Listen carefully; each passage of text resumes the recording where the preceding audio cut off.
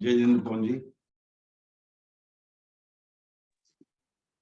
जय जिनेंद्र सर। अभी तो कोई आया नहीं है। अरे आज मैं वहाँ पहुँच नहीं पाया सर, थोड़ा नो इश्यूज, थोड़े से अड़चन है आगे। ठीक है ठीक।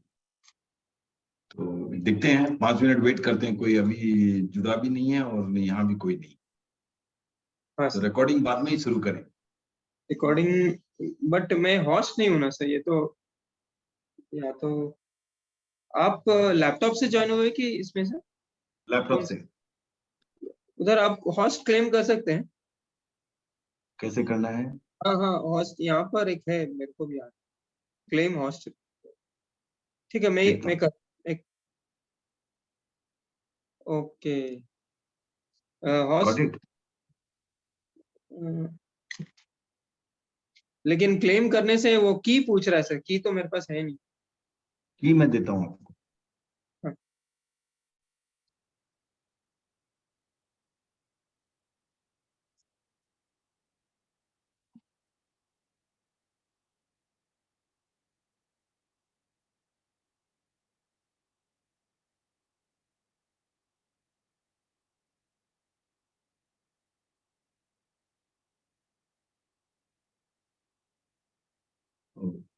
हाँ, I don't know what is the key actually. I think it should be with Piyush ji because he created this. Okay. ठीक है, तो रहने दो, कोई बात नहीं। Okay.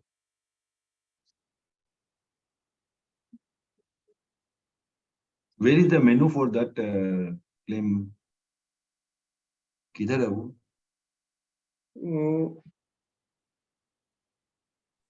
जहाँ पार्टिसिपेंट्स होता है उसके बाद में मोर करके एक ऑप्शन है इधर फोन में तो। अच्छा, यहाँ तो कुछ ऐसा ऑप्शन नहीं है। एप्स है, रिएक्शंस है, रिकॉर्ड है, शेयर स्क्रीन है, चैट, शो चैट प्रीव्यूज। आप रेज हैंड्स का ऑप्शन कहीं रहेगा ना, उसके पास नहीं है। अच्छा, देखता हूँ। ओके, वो मेरे वाले में रहेगा। हाँ, ओके।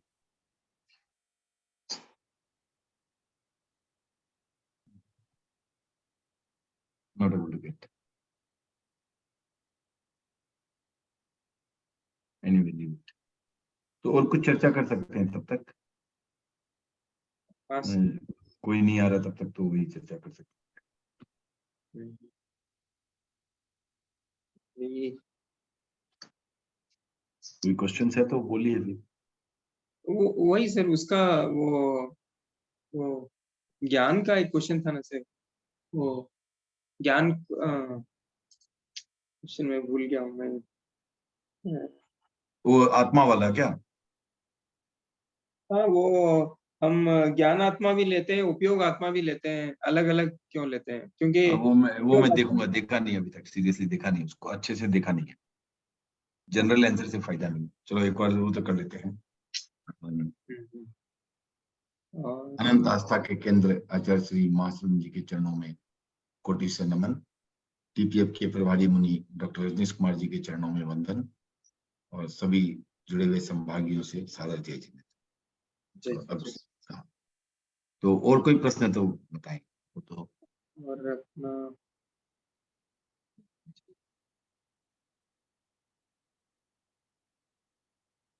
सर एक जनरल क्वेश्चन आ रहा था, ऐसे ही दिमाग में बार बार आता। हाँ जैसे हम लोग कर्म करते हैं तो कर्म हाँ के हिसाब से गति मिलती है, मतलब हाँ गति मिल गई तो हाँ गति में मतलब ये क्या जैसे भोग अपन मतलब स्थिति रहती है, स्थिति आने से ही भोग में आता है, मतलब स्थिति खत्म होती है हाँ। तब भोग में आता है। तो वो क्या वो हाउ दैट गति डिसाइड्स, मतलब वो वैसे ही automatically everything is arrange in such a manner that वो गति उस समय ही आती है, मतलब जैसे गति उस अभी समय आती है, इसका तो नहीं समझा। हाँ, ये क्या क्या गति उस समय आती है बोले तो? मतलब कुछ कर्म बंधे हुए हैं अपने, हाँ, उसकी स्थिति अनुभाग वो स्थिति। ऐसा है कि वो कर्म कुछ समय के लिए आपको है, राइट? हाँ तो वो स्थिति जो है तक वो रहेगा, राइट। हाँ अब उसमें एक तो होता है अबाधा काल, हाँ तब तक तो वो तब तक वो असर नहीं दिखाएगा। हाँ, उदय में नहीं आएगा। हाँ, उसके बाद वो उदय में है। हाँ, तो तो वो जब जो तक बनता है तो उस उदय, वो उदय काल उस पर्टिकुलर गति में वो भोगना, मतलब तो वो कैसे, जैसे अपन गति तो हर जन्म के बाद में ही बांधते हैं, हर जन्म में अगली गति बांधते हैं। हाँ, तो उसका तब वो जब शुरू हो गई, हम्म, सपोज करो, और हम्म, तब तक वो उदय में ही है ना। जब तक जीवन समाप्त भी नहीं हो जाता तब तक वो उदय में ही है ना। हाँ, गति तो उदय में है, लेकिन हाँ, वो तो नहीं, वो कर्म भी, आयुष्य कर्म भी उदय में है। हाँ आयुष्य कर्म उदय में है, हाँ, तो लेकिन जो इसका मतलब दूसरे आयुष्य कर्म की स्थिति तो तब भी है। हाँ हाँ, वो तो है, वो तो वो कंटिन्यू। अबाधा काल के बाद वो गति वो शुरू हुआ उसका। हाँ, लेकिन कुछ और कर्म बांधे रहते हैं, इससे दूसरे आयुष्य कर्म के अलावा एक ही अपने बात है ना, सकाल। सब कर्मों की बात तो वही है। आयुष्य में समझना आसान है कि वो उदय में कितने, ऐसा नहीं कि वो स्थिति खत्म हुई, उदय में आया और खत्म हो गया, ऐसा थोड़ी होता है। अबाधा हम्म, काल है, हम्म, तब तक वो तब तक वो कर्म अपना उदय में नहीं आता। हाँ उसके बाद उदय में आया और स्थिति समाप्त होने पर ही पूरा जाएगा ना। हाँ, उस समय वो पर्टिकुलर गति, जैसे अभी कोई एक कर्म बंध गया। आप गति बोल रहे हो तो आयुष्य कर्म ही देखना पड़ेगा ना। हाँ आयुष्य कर्म, लेकिन हाँ, वो पर्टिकुलर कर्म बांधने के लिए वो एक गति होनी मतलब उसको मनुष्य भोग में कौन से कर्म भुगतने हैं, या त्रियंश में वो कर्म भुगतने हैं। मतलब वो ऐसा है कि ठीक है, वो तो। एक कर्म बांध हाँ, दिया है, तो हाँ, वो कर्म उसको उसी रूप में तो भुगतना है। वो तो निकाचित हुआ। हाँ निकाचित, निकाचित या निकाचित हुआ, उसी रूप में भोगना पड़ेगा। बाकी कर्मों में परिवर्तन भी संभव है ना। हाँ दलिक, हाँ वो दलिक बोलते हाँ, हैं ना। हाँ, दलित। तो एटलीस्ट थोड़ा परिवर्तन है, लेकिन कुछ ना कुछ तो ऐसा रहेगा कि हाँ उस तरह का कर्म, जैसे मनुष्य मैंने कुछ पाप किया, तो हम्म, मैंने वो मेरा मनुष्य गति में मुझे वापस वो कोई मेरे से बदला लेगा, तब मेरे को वो भुगतना पड़ेगा वैसा कर्म। हम्म, हम्म, तो वो मेरा जो स्थिति बन गई वो कर्म की, तो हाँ। मेरी मनुष्य गति आनी ही आनी है फिर, कि वो कर्म मुझे भुगतने के लिए। ऐसा ऐसा कोई जरूरी है कि मैंने समझ में नहीं आ रहा है मेरे को, क्योंकि मैं मान लो कि मैं वनस्पति भी बन गया। हाँ मुझे मान लो कि मेरे को दाह लगनी थी, हाँ जलन लगनी थी बुरी तरह से, और मैं मनुष्य भी नहीं रहा और पेड़ बन गया। हाँ तो पेड़ को भी तो कोई जला सकता है। हाँ वो हाँ, तो मुझे ये नहीं पता चल अभी, मैं कंफर्म नहीं हूँ, इसलिए खाली चर्चा कर रहा हूँ। मैं ये कंफर्म तो नहीं बता सकता आपको कि वो मनुष्य बनना ही पड़ेगा उसके लिए या नहीं। बट भोग तो किसी भी गति में सकता हूँ ना। ओके, मतलब यू मीन टू से जो कर्म हमने बांधा वो किसी भी गति में उस तीव्रता, के साथ उस भोग सकता हूँ ना मैं। वही बोला, मैंने मान लो कि मेरे जलने का योग था, तो कि पेड़ के रूप में भी कोई जला ही सकता है ना। हाँ हाँ तो ये मैंने विजयराज जी से पूछना चाहिए, लेकिन मुझे जहाँ तक लग रहा है कि ऐसा कोई आवश्यक तो नहीं लग हम्म, क्योंकि हो सकता है कुछ कर्म ऐसे ही उस पर्टिकुलर गति के होंगे, वो मेरा मतलब बांधा नहीं, हुआ उस वो हो भी सकता है, इसलिए मैं कंफर्म नहीं बता पा रहा हूँ आपको। लेकिन एक ख्याल आ रहा है कि मैंने वो उसको अलग रूप में भी भोगा जा सकता। हम्म हम्म, हम्म। और ऐसे तो क्या मनुष्य गति तो क्यों नहीं ले सकता, जब इतने इतने अनुभवी लोगों ने मनुष्य गति लेके रखी है, हाँ राइट। वो है। हाँ, तो एक इंफॉर्मेशन मुझे मिला कि 8 8 जन्म तक मनुष्य गति कंटिन्यू मिल सकती है। अच्छा, हो महाराज सकता बता रहे थे 8 जन्म तक हम, मतलब है। हाँ, 1 आवर कंटिन्यूअसली हम्म, मनुष्य गति ले सकते हैं। 8 जन्म के बाद तो फिर चेंज होता ही होता ओके, ओके, है।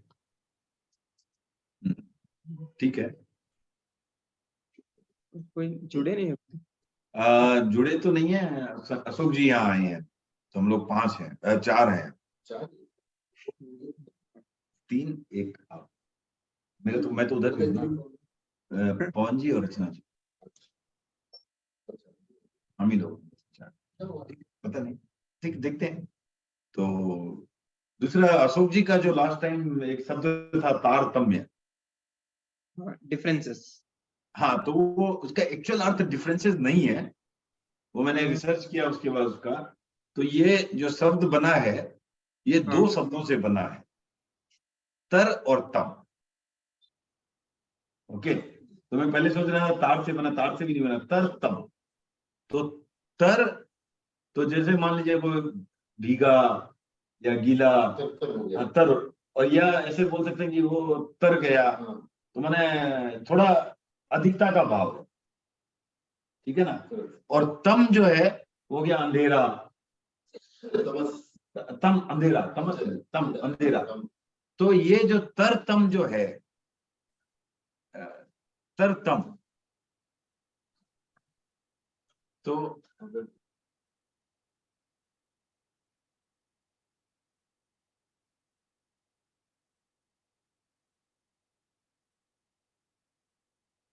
आवाज नहीं आ रही। हाँ, एक मिनट, अशोक जी को कॉल है। ओके।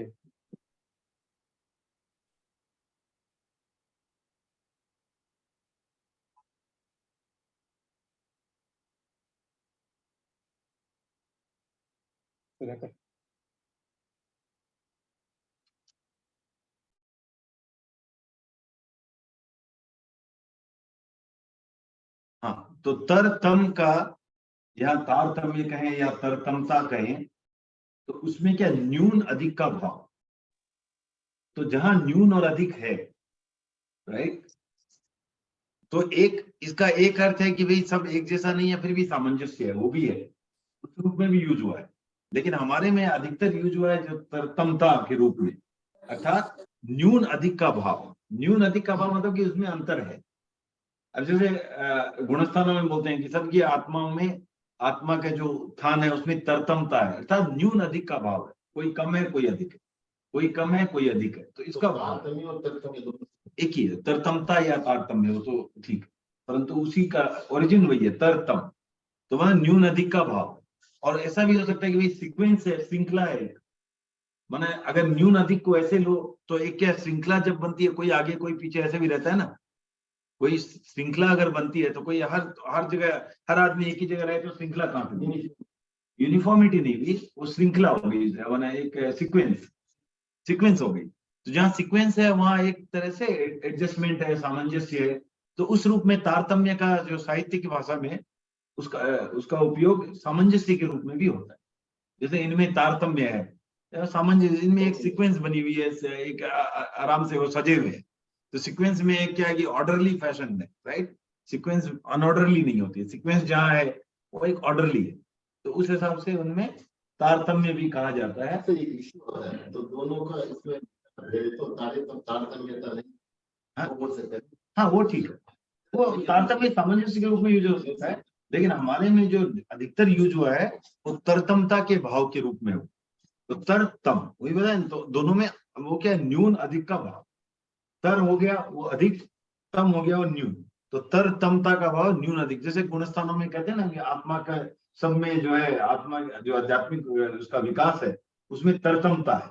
तरतमता का अर्थ यहाँ हुआ क्या कि न्यून और अधिक का भाव है, सबकी आत्मा का जो आपको विकास है, आध्यात्मिक विकास, वो एक जैसा नहीं, वहां पर उस अर्थ में उसका यूज, ठीक है ना।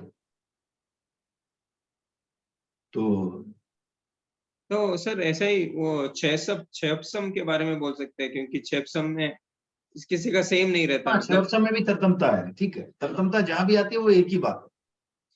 जहां हम तरतमता, वही बोला, दो तारतम्य जो है वो दो अर्थों में यूज कर सकते। एक तो सामंजस्य के रूप में, जो साहित्य में अधिकतर वही यूज हुआ है, जैन के बाहर तो अपने ग्रंथों में अधिकतर जो उसका यूज हुआ है वो न्यून अधिक के भाव दिखाने के रूप में ज्यादा हुआ। लेकिन दोनों ही अर्थ उसके हैं। तो लास्ट टाइम जो मैंने बोला था उसके लिए मिच्छामि दुक्कड़म, वो तारतम्य जो है सामंजस्य नहीं है, वो गलत। हाँ, डिफरेंस, तो डिफरेंस हो गया, न्यून अधिक का तो डिफरेंस हो गया, बट उसका एक्चुअल अर्थ है न्यून अधिक का, न्यून अधिक होना। और जो सामंजस्य मैंने बोला तो उसका अर्थ नहीं होता, वो भी गलत था, सामंजस्य भी उसका अर्थ होता है। मतलब ऐसा एग्जांपल बोल सकते हैं कि कोई मतलब बिल्डिंग चढ़ रहा है, कोई 10 सीढ़ी चढ़ गया, कोई 15 चढ़ गया। हाँ वो ठीक है, न्यून अधिक का भाव, हाँ वो ठीक है, वही तो वो हो गया ना, न्यून और अधिक का भाव, हाँ, कम और बेसी का भाव। तो कम और बेसी जहाँ है वहाँ वो अंतर तो है। मतलब but both are at one direction, but ऐसा भी जरूरी नहीं है, ऐसा भी कोई जरूरी नहीं है, वो वही बोल रहा हूँ, जहाँ एक सीक्वेंस ऑर्डरली फैशन की बात लेते हो, जैसे न्यून अधिक में जैसे कुछ चीजें कोई सजी हुई है ऑर्डरली, वो उस हिसाब से लोगे तो तारतम्य का अर्थ हो गया सामंजस्य। और एकदम शाब्दिक न्यून और अधिक लेते हो तो इसका मतलब हो गया अंतर। अब दोनों भावों में यूज होता है, ठीक है ना। तो आज शुरू करें सर। तो कुछ 24 का लेना है। अच्छा तो ठीक है, तो आज हम अजित प्रभु की 24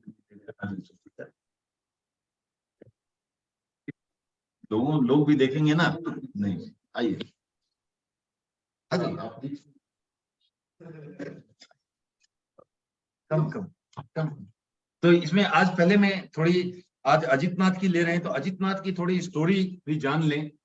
तो प्रभु अजितनाथ जो है, उनका जो जन्म हुआ था वो राजा जीतशत्रु और महारानी विजया देवी, और जब आप कोख में आए तो रानी ने 14 महास्वप्न देखे।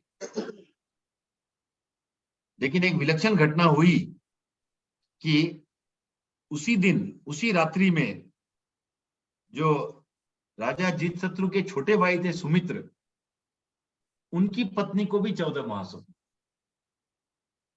तो स्वप्न शास्त्रियों को बुलाया गया जो स्वप्न जानते थे देखना, उनसे पूछा गया इसका क्या अर्थ हुआ। तो स्वप्न शास्त्री भी पहले तो चकित हुए कि एक साथ ये दो जो है 14 महास्वप्न कैसे आए, एक ही घर में दो दो अलग अलग मैंने रानियों को, कोई का ईयरफोन से क्या कैसे आए।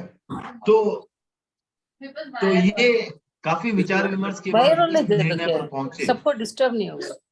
कि इनमें एक जो है, बिच्चा का मैं जा रही हूँ, जिंगल ले लो बुआ। लता जी म्यूट कर लें थोड़ा। सॉरी। तो एक जो है शंकर बनेंगे और एक चक्रवर्ती बने, ये निर्णय लिया कि दोनों ने महास्वप्न देखे हैं 14, तो दो पुत्र होंगे और दोनों में एक जो है तीर्थंकर बनेंगे और एक जो है तुम्हारे ये चक्रवर्ती बनेंगे। तो जब उनका माघ शुक्ला अष्टमी की को भगवान अजितनाथ का जन्म हुआ, तो नामकरण जो रखा गया वो भी एक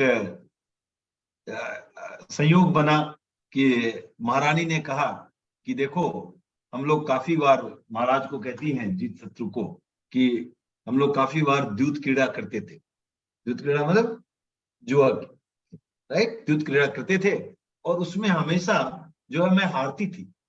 मेरी इच्छा होती थी कि कम से कम एक बार तो मैं जीतूं, लेकिन जब से कोख में ये बच्चा आया है तब से मैं जीत रही हूं। तो ये एक जय की, जीतने की श्रृंखला बनी है। और तभी आपको महाराजा ने भी कहा कि आसपास के राज्यों से भी जो गुप्तचरों की या जासूसों की रिपोर्ट मिली है उसके अनुसार जो सब है इनमें यही हो रखा है कि महाराजा जीतशत्रु जो है अजय हैं, उनको कोई जीत नहीं सकता। तो और हालांकि मैंने कोई जैसे शास्त्र कोई प्रिपरेशन नहीं किया है, लेकिन ऐसा जब से ये बालक कोख में आया है तब से ऐसा हो गया है कि ऐसी धारणा बन गई, तब उनका नाम जो है अजितनाथ रख दिया गया। इस तरह कि जिसको कोई जीत ना सके, अजितनाथ इनका नाम रख दिया। कौन तीर्थंकर बनेगा? हाँ वो हो गया ना, तो हाँ वो ठीक है। तो उसके बाद जो छोटे भाई के पुत्र का नाम रखा गया सगर। तो सगर चक्रवर्ती बने और उसके बाद इनका ठीक है जो विवाह हुआ, फिर राजा बने। पहले तो जीतशत्रु जो है उन्होंने कहा कि अब मुझे साधना करनी चाहिए, तो उन्होंने अपने छोटे भाई सुमित्र को कहा कि तुम राजा बन जाओ। जब उन्होंने मना कर दिया तो अजितनाथ जी को राजा बना दिया गया। काफी दिनों तक वो राजा रहे और उसके बाद जो है उनको जो है उन्होंने दीक्षा ली। स्वयं तीर्थंकर जो स्वयं ही दीक्षा लेते हैं, अपने आप से, किसी से लेते नहीं है, स्वयं बुद्ध होते हैं। तो उन्होंने दीक्षा ली और जो है देवताओं ने वर्षी दान किया।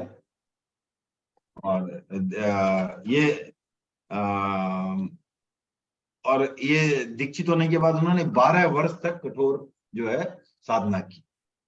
12 वर्ष तक साधना करने के बाद उनको जो केवल ज्ञान हुआ और इनका जो परिवार था, जो साधना परिवार, वो भी बहुत बड़ा खासा था। 90 उनके गणधर्व हैं, सिंह सेन इत्यादि।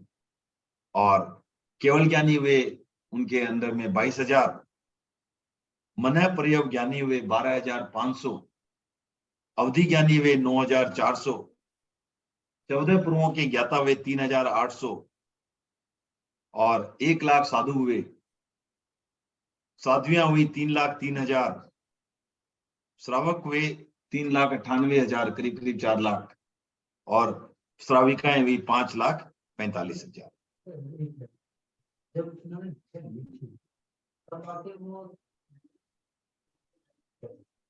नहीं, तभी भी उनको स्वयं में दीक्षा लेते थे। हाँ, वो महावीर ने भी हुई है ना, 12 वर्ष साधना की, साधना के पहले ही दीक्षित हो गए ना। वो तो साधना के बाद केवल ज्ञान हुआ। हाँ, तो ठीक है। उसके पहले भी उन्होंने जो है गौशालक मिला है, गौशालक को उन्होंने जो है लब्धि सिखाई है वगैरह। उस समय भी महावीर तो मुनि थे। साधना तो 2 साल घर में रहने के बाद तो उन्होंने साधना ले ही ली थी ना। तो ये हुआ आपको इनका जो है। अब सगर को जो है कैसे वैराग्य हुआ, ये भी एक इंटरेस्टिंग स्टोरी है कि सगर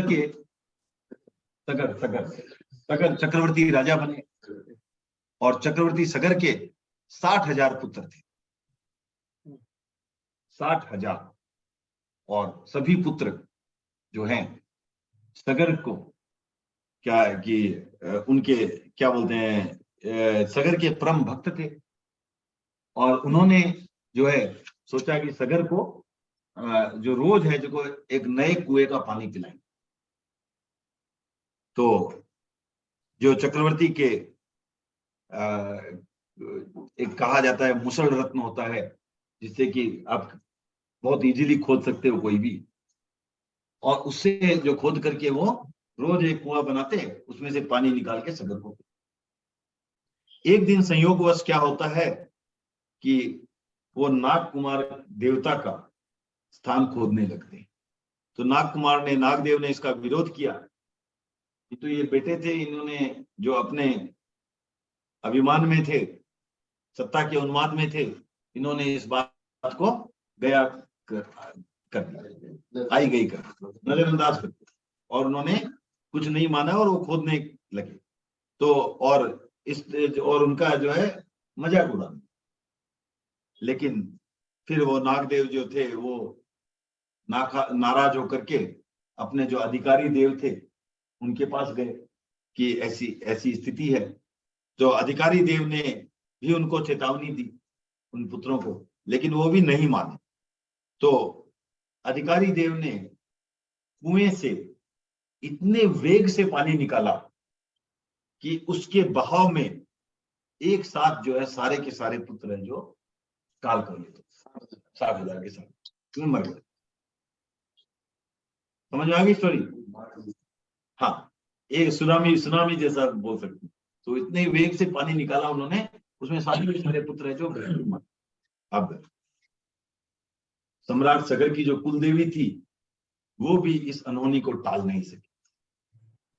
अब सगर को कैसे ये समाचार दिया जाए, इसके लिए जो है वो देवी ने एक बुढ़िया का रूप धारण किया, कुलदेवी ने।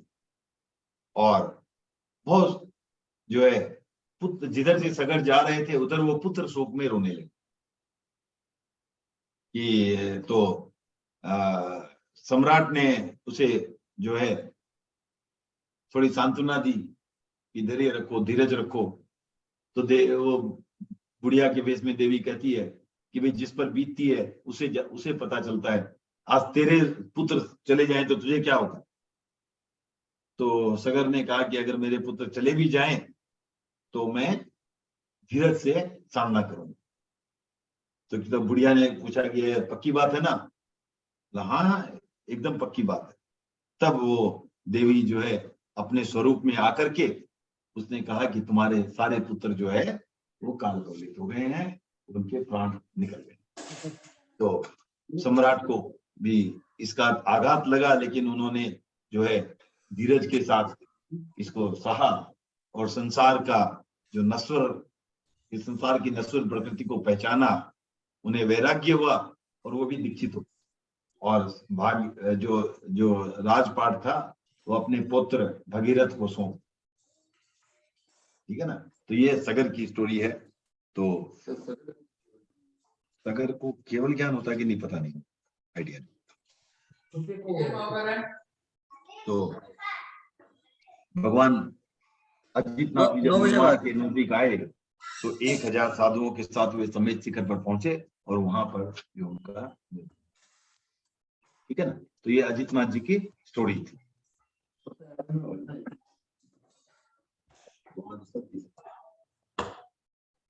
तो आज अब इन पर ही, प्रभु अजितनाथ पर अपने जयाचार्य का एक गीत है जो हम लेते हैं और उसका अर्थ भी करेंगे।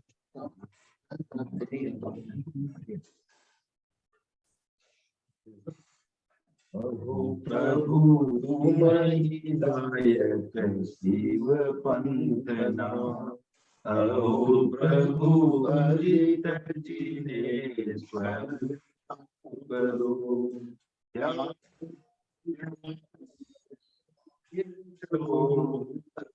अहो प्रभु सही सकल कलेश हो,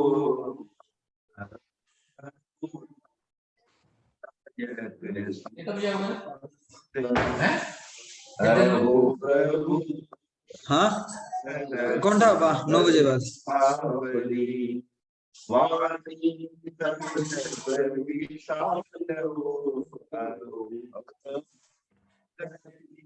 शरणी मनोहर दायक शिव पंथना, अहो प्रभु भय बंधन आप आखिया,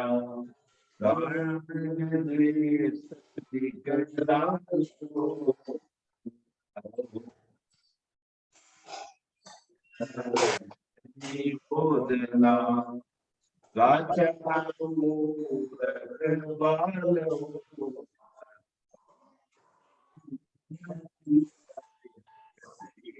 शिव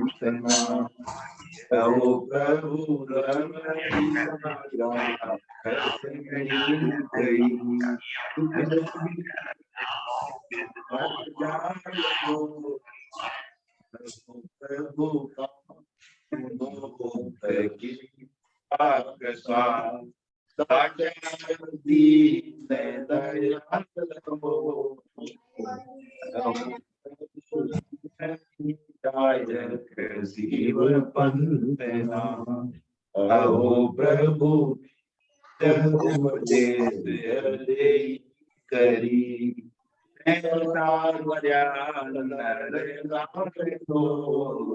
अहो प्रभु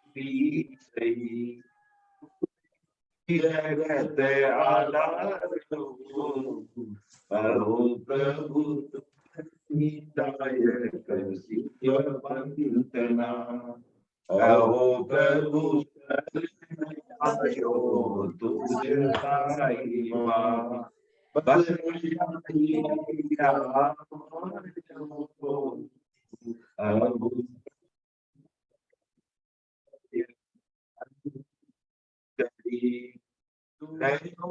ध्यान तुझे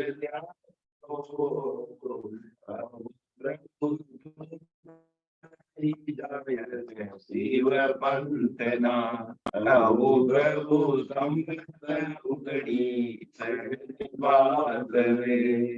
दसमी अहो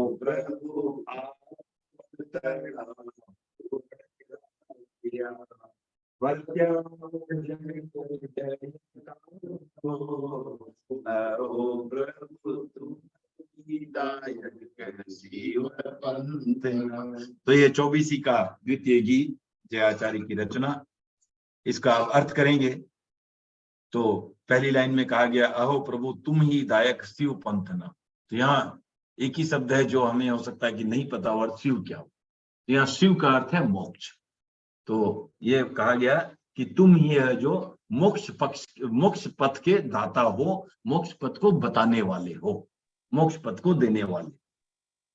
तो दूसरी लाइन तो क्लियर है, अहो प्रभु अजित जिनेश्वर आपरो ध्यान हमेश हो। तो हमेशा ही मैं आपका ध्यान जाता हूं। अहो प्रभु असरण शरण तू ही सही, मिटन सकल कलेश हो। तो जिनकी कोई शरण नहीं है, जिन्हें कोई आसरा नहीं है, उनको शरण देने वाले तुम ही हो, और तुम ही उनके समस्त क्लेशों को, समस्त कष्टों को हरने वाले हो, मिटाने। ठीक है। उसके बाद आता है अहो प्रभु उपसम रस भरी आपरी वाणी सरस विशाल हो। तो आपकी जो वाणी है वो कैसी है? उपसम रस भरी है, अर्थात जो है, जो कह सकते हैं संयमित है, कंट्रोल्ड है, शांत है, सुधा बरसाने वाली है, ये यहाँ इसका अर्थ है। और आपकी वाणी जो सरस है और विशाल है। विशाल मतलब बहुत वाइड है। तो और ये जो है रसयुक्त माना अच्छी लगने वाली, रुचने वाली, जो सरस है वो चीज हमें मन भावन लगती है। तो ये मन भावन आपकी वाणी है। विशाल है, जो जिसकी एप्लीकेबिलिटी विशाल बोल सकते हैं, ऐसे समझ सकते हैं, हर जगह यूनिवर्सल, हाँ, व्यापक। और ये जो आपकी वाणी है ये मुक्ति की निसरणी है, अर्थात मुक्ति की सीढ़ी है। ये आपकी जो वाणी है मुक्ति निसरणी है। तो ऐसी कैसी निसरणी है? ये मोक्ष की मन भावन निसरणी है। मनोहर मीन मन को हरने वाली निसरणी है, सीधी है। और जो है इसको वाणी को सुनने से क्या होगा? भ्रम जाल जो है, भ्रम मिट जाते हैं, भ्रम नहीं रहेगा, हम एकदम क्लियर हो जाएंगे कि हमारा क्या लक्ष्य है, भ्रम मिट जाएगा। हाँ। और अहो प्रभु उभय बंधन आप आखिया। तो आपने 2 बंधन बताए हैं। आखिया मीन्स बताए हैं, आख्यान किया है। तो सुना है व्याख्यान, आख्यान। तो आख्यान मतलब वह कुछ जो कहा हुआ है, और आखिया मतलब कहा। तो आपने बताया, क्या बताया? उभय बंधन, 2 बंधन बताए। कौन कौन से?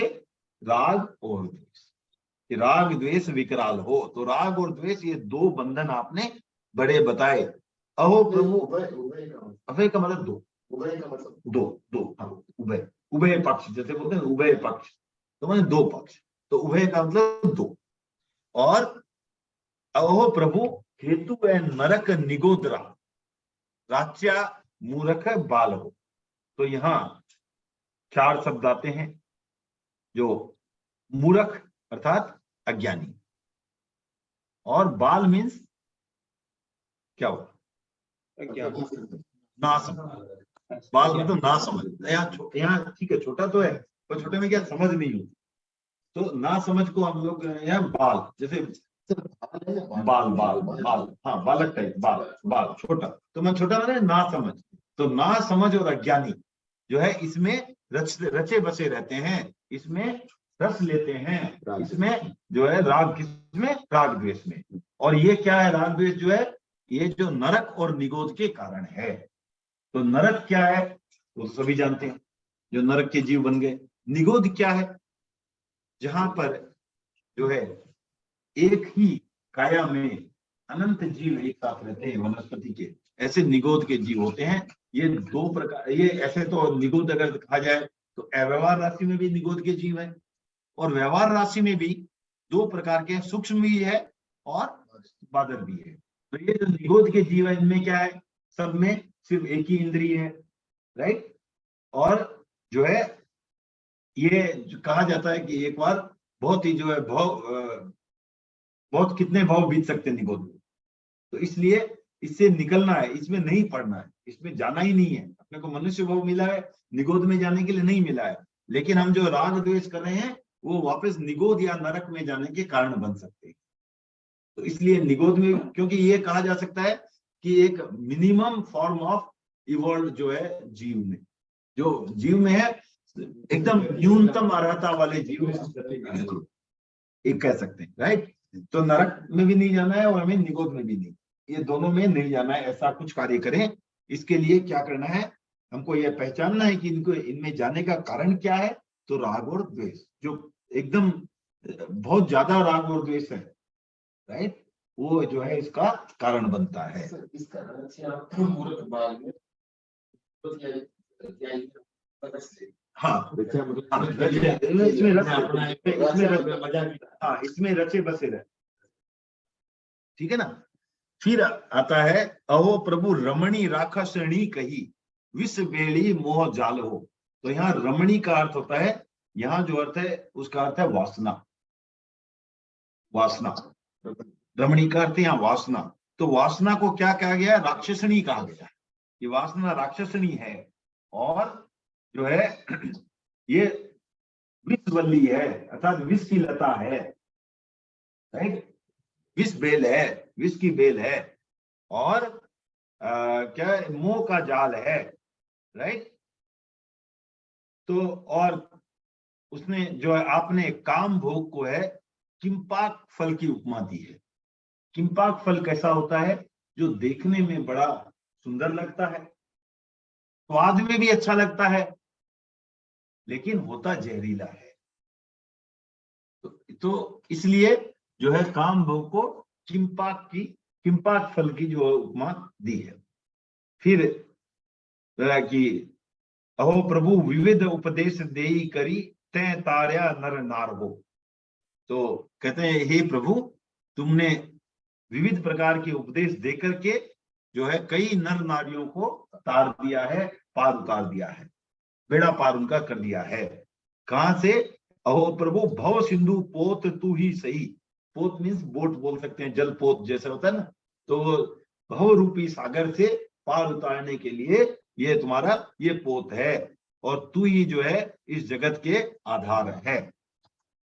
सिंधु पोत मतलब भव सागर का जो तो पार करने वाला जो जल पोत, बोट बोल सकते हैं, बोट समझ सकते हैं, नौका है जो आपको पार लगा रही होती। अहो प्रभु शरण आयो तुझ साहिबा बस रया हिया माय हो।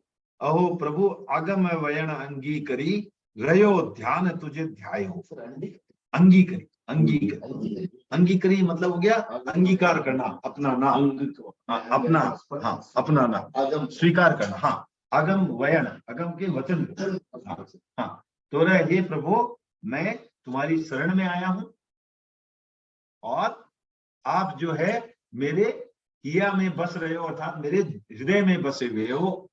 मेरे में आप जो पूरी तरह से हृदय में रमे हुए हो और जो है मैं आगम वचन को अंगीकार करता हूं, अर्थात स्वीकार करता हूं, उसको अपनाता हूं और जो आपका ध्यान ध्या कर। हालांकि मैंने आपको देखा नहीं है, लेकिन फिर भी मैं आगम वचन को है जो है आपको ध्या करके उसको स्वीकार करता हूं, अंगीकार करता हूं। और फिर तो लास्ट स्टैंजा में तो उन्होंने बस यही है, उसका जो रचना काल है वो बताया है। अहो प्रभु संबत उगनी से भादवे दसवीं आदित्यवार हो। तो भादवा शुक्ला दसवीं जो है उसमें दसवीं को और रविवार के दिन ये रचना हुई है। अहो प्रभु आप तना गुण गाविया वर्त्या जय जयकार हो। तो मैंने मेरे जीवन में जय जयकार हो रहा, तो मैं व्रत रहा हूँ जय जयकार, मेरे पर जय जयकार हो रहा है, मिल रहा है, हाँ मेरे को मिल रहा है, कोई चीज मेरे पर बरत रही है ना, उस तरह मेरे पर जय जयकार बरत रहा। तो कैसे वो, और ये सब जो है आपका गुण गा रहा हूँ इस कृपा से जो मेरी जय जयकार हो। तो ये जो जय गणी की ये रचना, ठीक है। अब श्रावक संबोध का कुछ क्वेश्चन लिया गया है। तो आज हमने थोड़ा क्या कि अलग से प्रयोग किया, आदित्यनाथ जी की स्टोरी भी बताई पहले, और उसके बाद जो है हाँ, ताकि उससे हमें एक, क्योंकि क्या होता है कि हम जनरली ऋषभ और महावीर का तो पता है, अभी बाकी के जो तीर्थंकर हैं उनकी पता नहीं रहती है, तो इसलिए थोड़ा और रोचक वो बन जाए। अब हमने जो है लास्ट टाइम बात की थी प्रश्न सप्तक की, और जो प्रश्न आए थे सनत कुमार के बारे में, गौतम ने पूछे थे, उसकी वर्णन किया था। उसके बाद जो है हम और आगे चलते हैं, जो श्रावक को और क्या जानना है, अनेकांत जानना। तो आस्ति नास्ति अनित्य नित्य अनेक एक विकल्प है, सम विषम या वाच्य और अवाच्य भी अविकल्प है। यो विरोधी युगल से शादवाद का आस्वाद लें, अनेकांत स्वरूप का अवबोध अप्रतिवाद लें। चतुर्भंगी साधि शांत अनाद्य अनंत स्वयं गढ़े, द्रव्य चित्र सकाल भाव चतुस्तयी प्रतिपद पढ़े। तो जैन दर्शन में जो है अनेकांत का दर्शन है, और उसमें एक ही समय में जो है अलग अलग विरोधी दिखने वाली बातें सह अस्तित्व में रह सकती है, ऐसा समझना है, क्योंकि देखने का पर्सपेक्टिव अलग अलग होता है, परिदृश्य अलग अलग होता है। आप किस परिप्रेक्ष्य में देखते हो, उस दृष्टि से जो बात है वो अलग हो सकती है। तो पहला भाव आता आस्ति नास्ति, अर्थात है और नहीं है। अब है और नहीं है कैसे हुआ? अब मान लो मैं ये कहता हूं ये पुस्तक है, अब वही है पुस्तक, अब मान लो इसको नष्ट कर दी, राख हो गई, तो पुस्तक के रूप में नहीं है, लेकिन द्रव्य के रूप में फिर भी है। तो इसलिए है और नहीं दोनों एक साथ भाव हो सकते हैं। अब क्या राख जो हो गई वो पुस्तक नहीं है, लेकिन द्रव्य तो है, तो है और नहीं इसमें भी दोनों हो सकते हैं। अनित्य नित्य, एक ही चीज अनित्य भी हो सकती है, नित्य भी हो सकती है। कैसे? पर्याय के रूप में अनित्य है, लेकिन जो द्रव्य है उसके रूप में नित्य भी है। तो एक ही चीज अनित्य और नित्य भी हो सकती है। तो ऐसे हम अनेक, एक चीज अनेक भी हो सकती है, एक भी हो सकती है। अब कोई है, हम एक आप कोई भी लो, ये क्या है, एक है या अनेक है? पुस्तक एक है, पन्ने अनेक है। तो इस तरह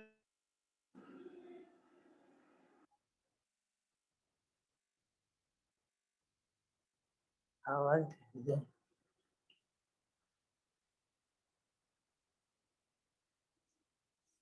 खुशी, ए खुशी,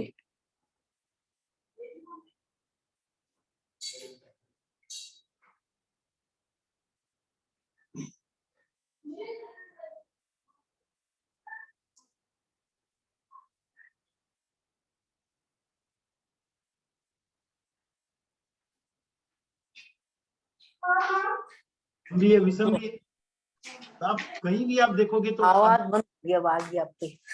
वो म्यूट कर दिया वो।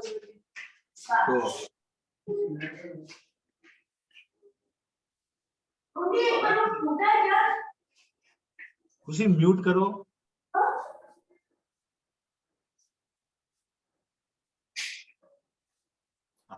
तो इस तरह जो है, अब वाच्य या अवाच्य, तो अब ये पहले लाइन में उन्होंने कहा है विकल्प है, दूसरे में क्या अविकल्प है। इसका क्या अर्थ हुआ? तो ये पांचों जो अलग अलग युगल दिए हमने जोड़े, ये विकल्प है, और ये जो है युगल है, इसमें कोई विकल्प नहीं, वो बात अविकल्प है। समझ गए बात? तो क्या है कि ये विकल्प है, क्या क्या विकल्प है? आस्ति नास्ति ये विकल्प है, लेकिन आस्ति नास्ति है ये बात है विकल्प, इसमें कोई ऑप्शन नहीं है, दोनों है, इसमें कोई ऑप्शन नहीं है। हाँ, दो विकल्प है, इसमें कोई ऑप्शन नहीं है, विकल्प है दोनों। तो इसलिए पहले विकल्प यूज हुआ, बाद में अविकल्प यूज हुआ, उसके बाद वाच्य और अवाच्य। अब लोग कहे कोई बात है वो वाच्य भी है, अवाच्य भी। बोले कैसे हो गया?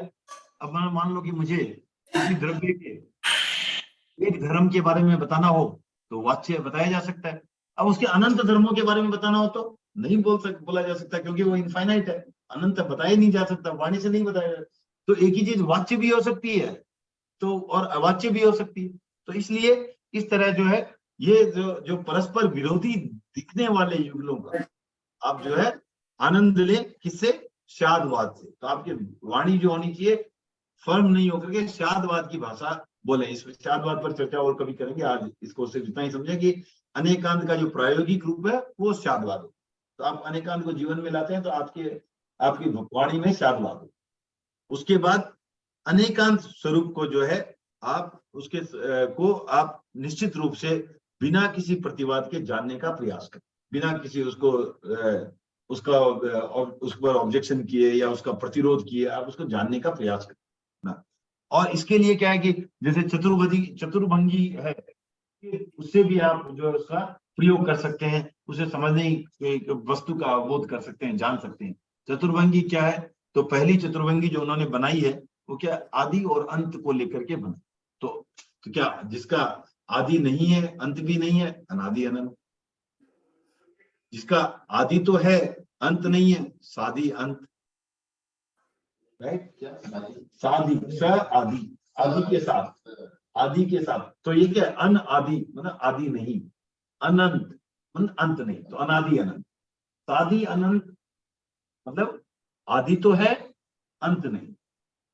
अनादि अनंत, सादि शांत मतलब शुरुआत भी है, अंत भी है।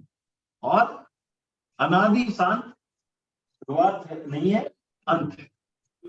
तो इस तरह आप अलग अलग चर्चा करोगे तो आपको पता चलेगा कि ये एक चीज किस किस कैटेगरी में जा रही है इत्यादि। फिर बोला द्रव्य, क्षेत्र, काल, भाव, ये 4 दृष्टियां हैं। अभी जैसे मैं कहूं यहाँ रात है, किस दृष्टि से? क्षेत्र की दृष्टि से।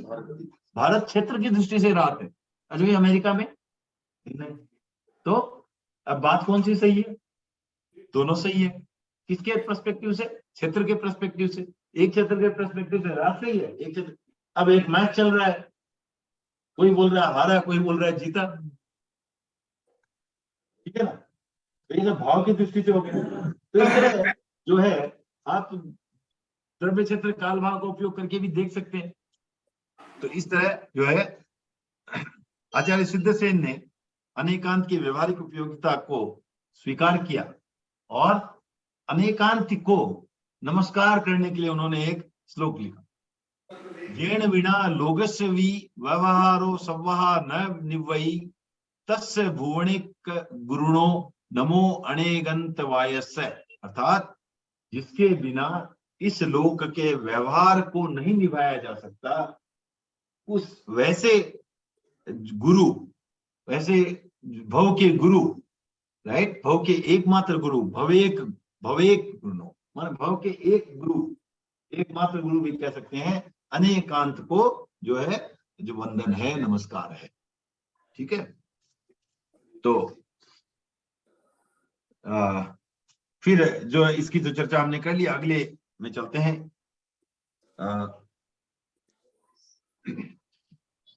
हाँ, प्रतिचरण उत्पाद वे पर मूल में ध्रुव तत्व है, उपणे विग में धुवे वा त्रिपदिका का सत्व है। द्रव्य गुण पर्याय परिणति प्रक्रिया जो सीख ले, प्रकृति का विज्ञान श्रावक ज्ञान की वनिका फले। तो प्रत्येक जो द्रव्य है उसमें प्रतिक्षण, जो भी द्रव्य है उसमें जो क्या प्रतिक्षण क्या होता है? उत्पाद और विनाश। हम अपना शरीर भी देख रहे हैं जिसमें कुछ चीजें जो प्रतिक्षण जो है नाश हो रही है, कुछ चीजें पैदा हो रही है। तो प्रतिक्षण उत्पाद और विनाश होता है, पर उसके मूल में एक जो पदार्थ है जो चिर शाश्वत है, ध्रुव्य भी है और वह शाश्वत है, राइट? तो इसीलिए गौतम स्वामी जब पूछते हैं महावीर से किम तत्तम, तत्व क्या है, तो महावीर जवाब देते हैं उपनेय हुआ, जो उपजता है, जो पैदा होता है।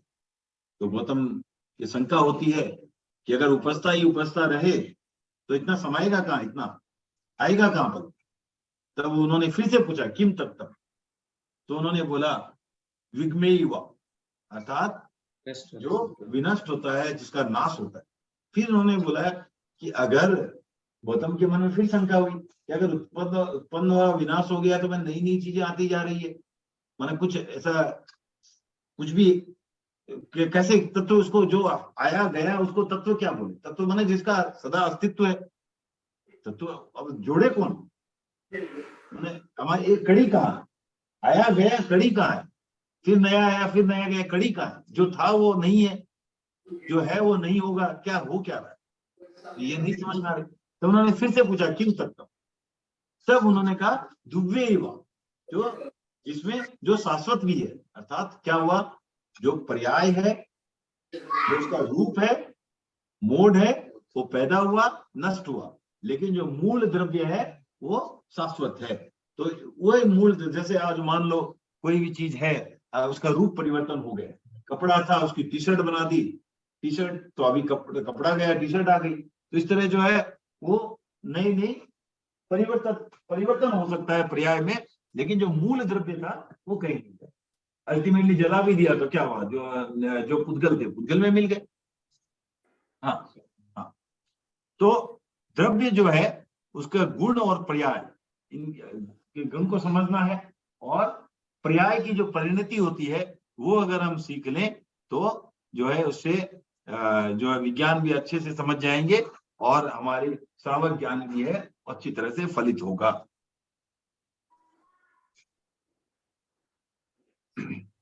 चक्र उद्भव मरण का पर सदा शाश्वत जीव है, स्वर्ण कंकण मुद्रिका का उदाहरण सजीव है, हर विरोधी युगल का सापेक्ष सह अस्तित्व है, प्रमुखता या गौणता ही व्यक्ति का व्यक्तित्व है।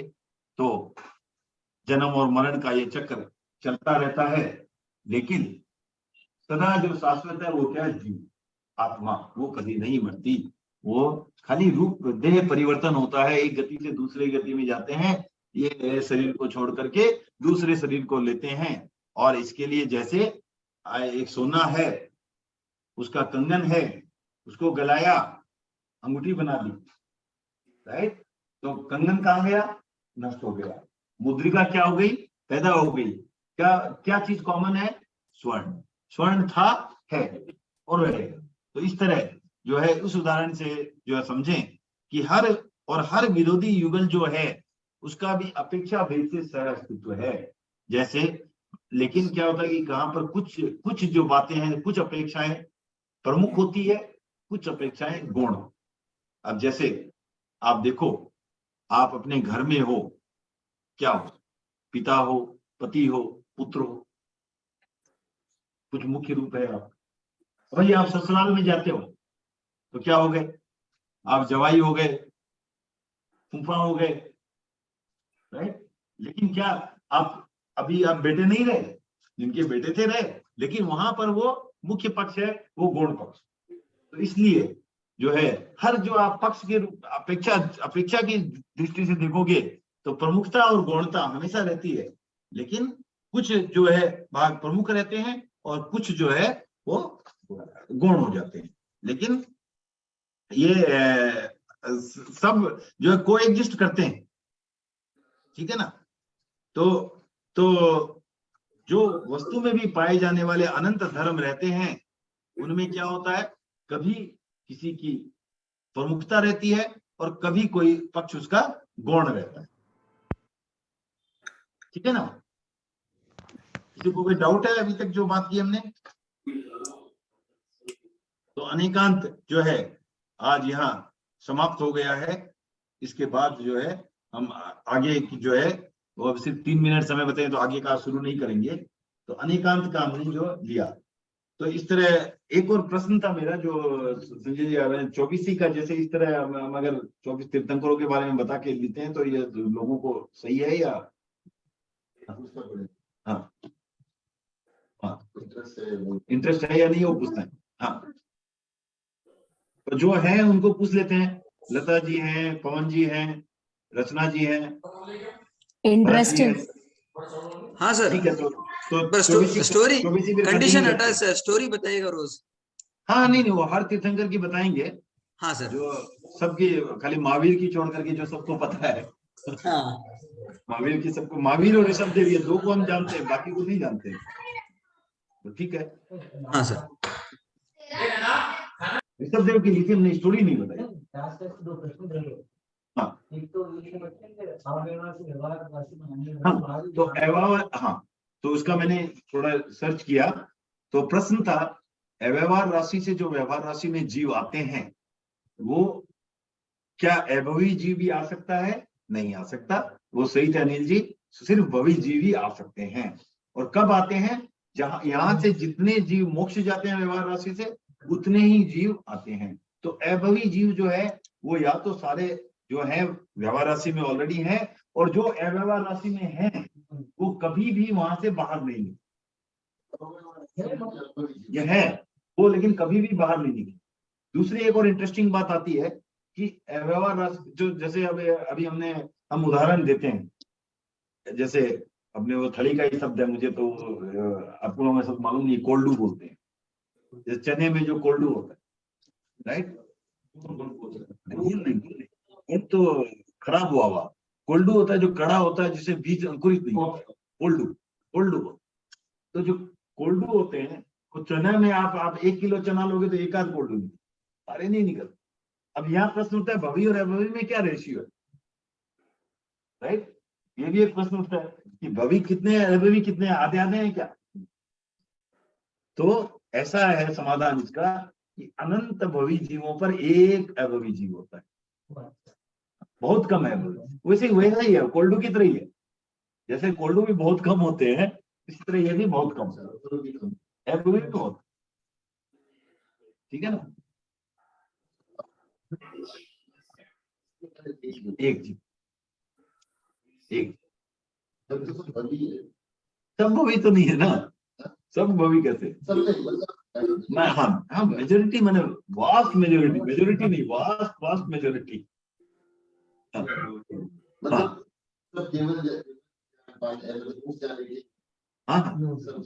एक भवी है, जो भवी है। अंतर क्या था? क्या? अभवी और भवी में दोनों अगर नहीं, प्रश्न नहीं हो सकता तो उसके सिर्फ किसमें नहीं अंतर को देखिए। अभी अभवीपना कौन सा भाव है? जो 5 भाव है उसमें अभवीपना कौन सा भाव? परिणामिक भाव। परिणामिक भाव। ये तो ये इसका मतलब क्या है कि वो परिणामिक भाव बस। तो परिणामिक भाव का मतलब कर्म से कुछ नहीं होता इसको। तो औद्योगिक भाव है तो मान लो कर्म उदय में आया, निकल गया, तो चेंज भी हो सकता नहीं है। अभवी है तो है, बस कुछ नहीं हो सकता। कर्म बंधेंगे ना, कर्म छूटेंगे? नहीं, कर्म तो बंधेंगे, लेकिन वो मोक्ष जाने की अर्हता नहीं। हाँ, वो देव भी जा सकते, देव भी बनता है, हो सकता है। आचार्य बने हैं ना हम। संसारी असंसारी की बात हुई। हाँ, संसारी तो हो ही नहीं सकते अभी। हाँ,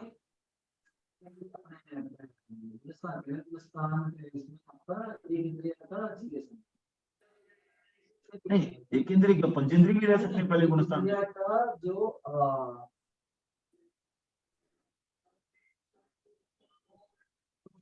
डिफरेंस किया दोनों में करके एक कोई सवाल। ठीक है, नेक्स्ट टाइम देख के लाइएगा। तो जैसे मैं कुछ उदाहरण देता हूँ आपको, जो अभवी जीव हुए हैं, जिनके प्रसिद्ध जीव आप जानते हैं, जो संगम देव थे, जिन्होंने महावीर को कष्ट दिए, अभवी है। फिर आपको श्रेणी की दादी अभवी, और उसके बाद आपको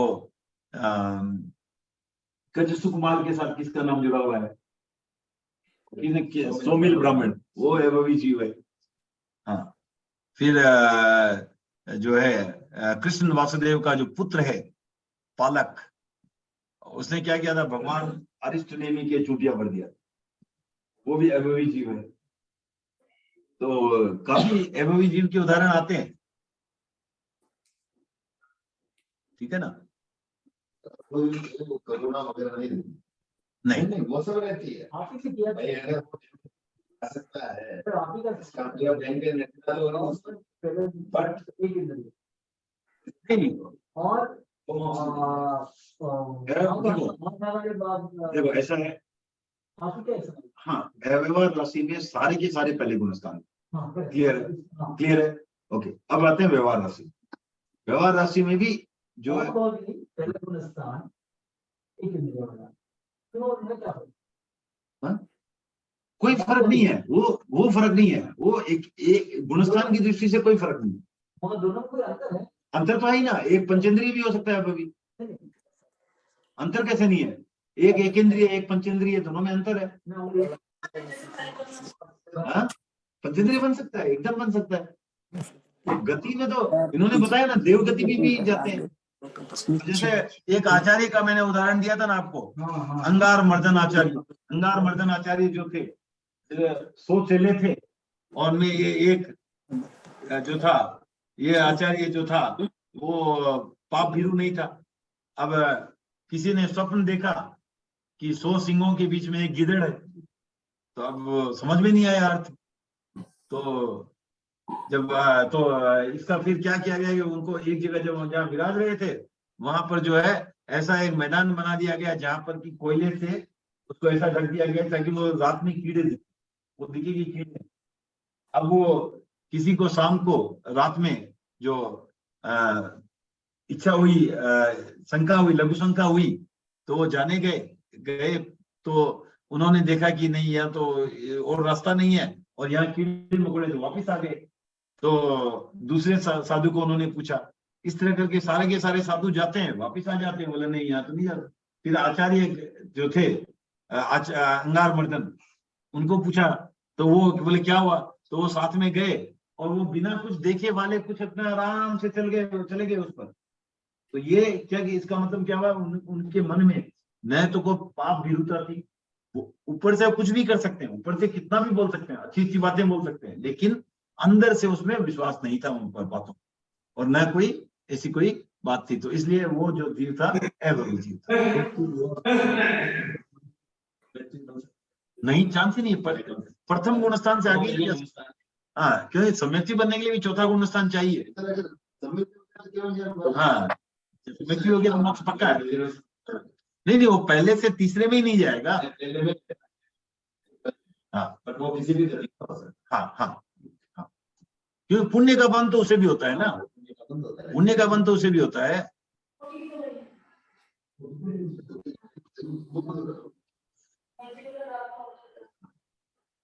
ठीक है, आज बताए ना थोड़ा कि निगोद के जीव व्यवहार राशि में भी हो सकते हैं, व्यवहार राशि में जो सूक्ष्म, जैसे मान लो आप जो ऐसे साधारण शरीर जो उसमें क्या है कि एक ही शरीर में अनंत जीव है, कंदमूल। जैसे वो दूसरा उदाहरण देता हूँ आपको, आपने काई देखी, काई वो हो गया निगोद, और सूक्ष्म भी हो, व्यवहार राशि में दिखता है ना आपको, व्यवहार राशि के दिखेंगे ही, व्यवहार राशि के भी सारे दिखेंगे जरूरी नहीं, लेकिन अव्यवहार राशि के तो दिखेंगे ही। वो वही है ना कि वो अव्यवहार राशि है जिनका कोई भी इस तरह का कोई व्यवहारिक यूज में नहीं है। काई है तो आपको दिख रही है, आप उसको कुछ व्यवहार में है, वो व्यवहार में ही नहीं है,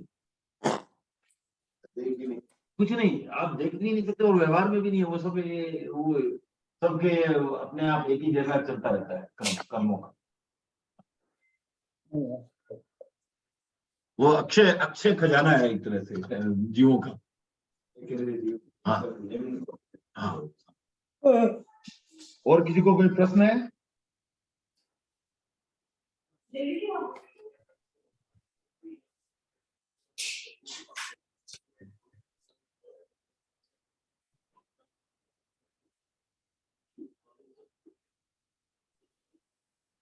तो अगर किसी को प्रश्न नहीं है तो यहीं रखा जाए आज का।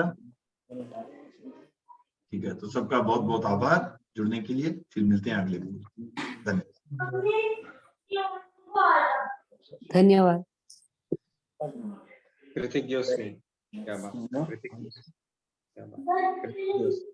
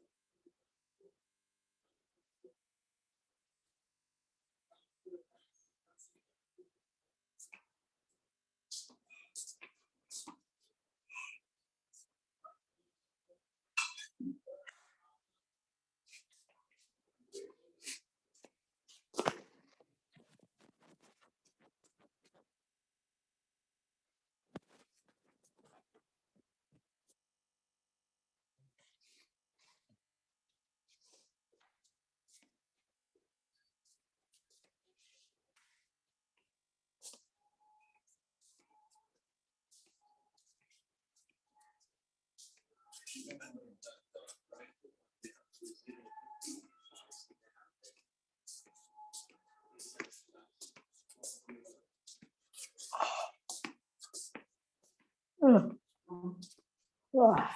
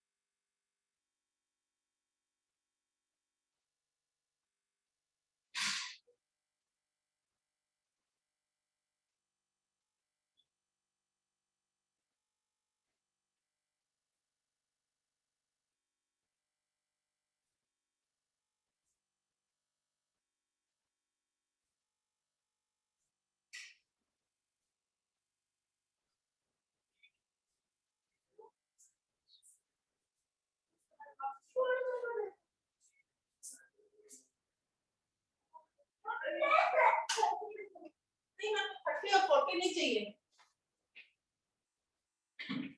लैंडलाइन से फोन करूंगा ना तो पता चलेगा लैंडलाइन से फोन कर दूंगा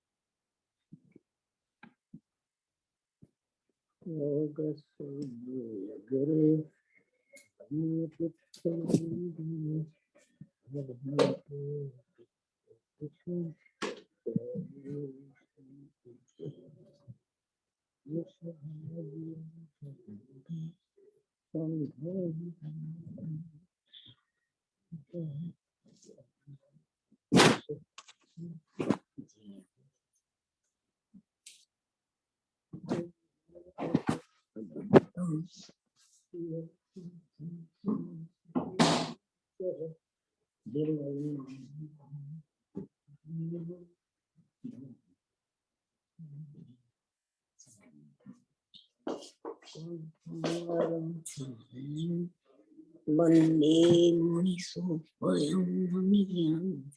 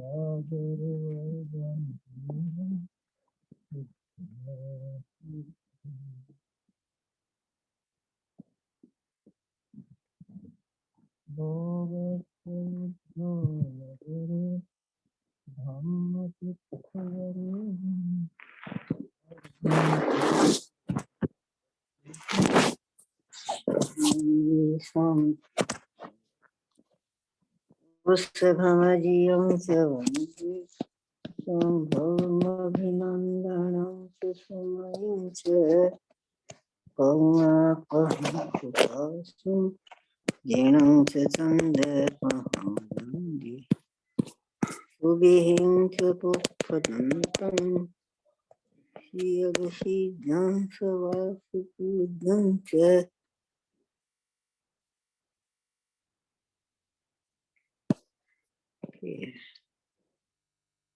लो बैटरी है। ए प्रीति, ए प्रीति, लो बैटरी दिखाई नहीं, मतलब बैटरी कौन नहीं। फोन तो चल, फोन है ये क्या? नहीं वो मैं बंद तो करे मना वो कौन दिख रहा है वो बचूंगा खुशबू आ रही है किरी फोन? वो करियो ना। अच्छा, क्लास के ये खुशी